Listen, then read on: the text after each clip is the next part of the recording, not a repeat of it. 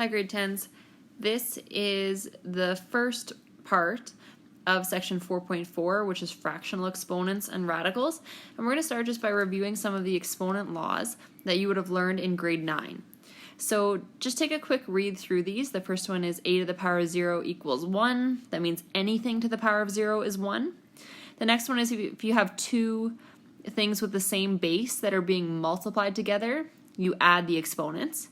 If you're dividing two terms with the same base, you subtract the exponent.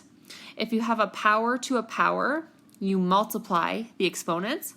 And if there's two things in the bracket, then the exponent has to go to both of those pieces.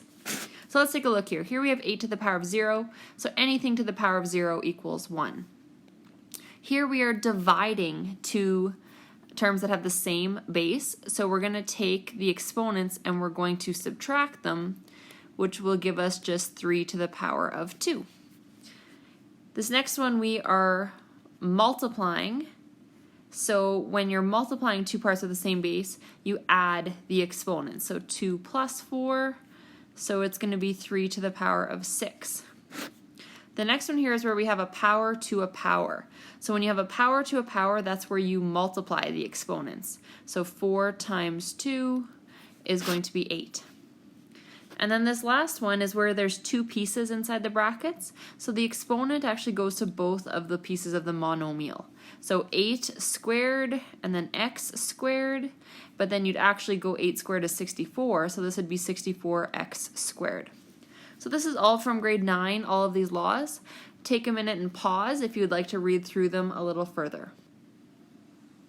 Now we're going to relate the exponent laws with what we've been doing with radicals. So here's the rule, and please write this down in your notes.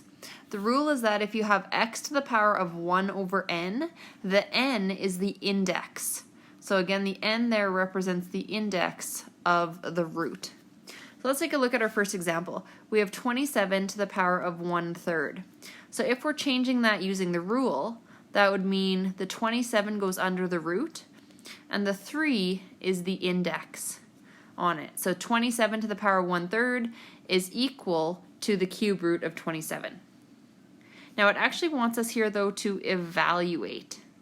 So evaluate means you actually have to calculate it.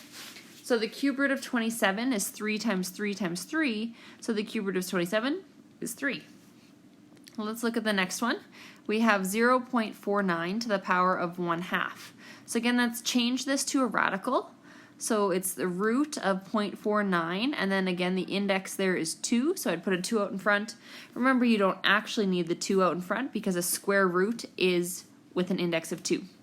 Then we need to calculate this. So square root of 0.49 is 0.7, and that's because if you just think about the 49, right, the square root of 49 is 7, and so that's how we'd assess that.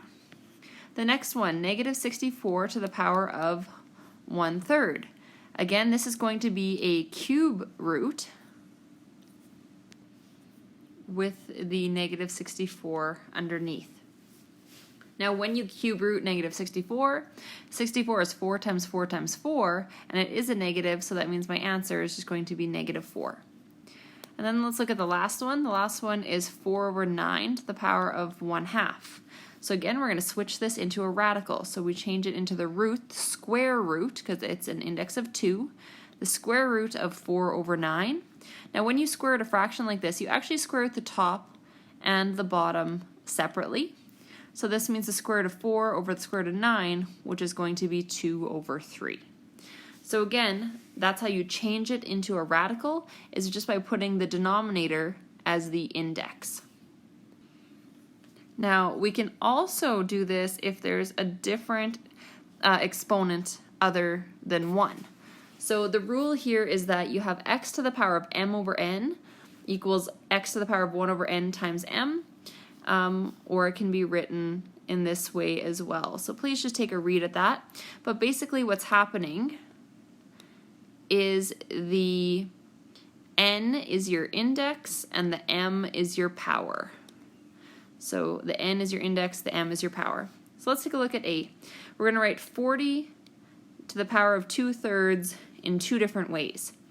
So one of the ways that we could write this is the cube root of 40 and then square that whole thing.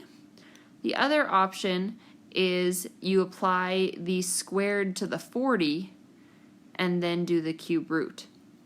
So again, the squared can either be in with the 40 or outside of the whole thing. Depending on the situation you have, one might be easier than the other. So here let's write the square root of 3 to the power of 5 in exponent form. So here my index would be 2. So that means we have 3 to the power of 5 over 2, because the 5 is going to be your numerator and your 2 is going to be your denominator. The next one we have is the cube root of 25 squared. So again, the 25 is my base. The 3, the index, is the denominator, and the 2 is the power. So that'll be 25 to the power of 2/3. I'd like you to try this on your own, so just pause the video here and see if you can complete this. And then just take a moment to check your answers with what I have provided for you.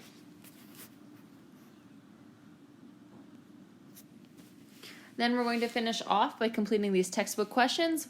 Be very careful if the question is asking you to simplify or to evaluate, because evaluate means you have to come up with a final answer, just like these. You're going to actually come up with an answer.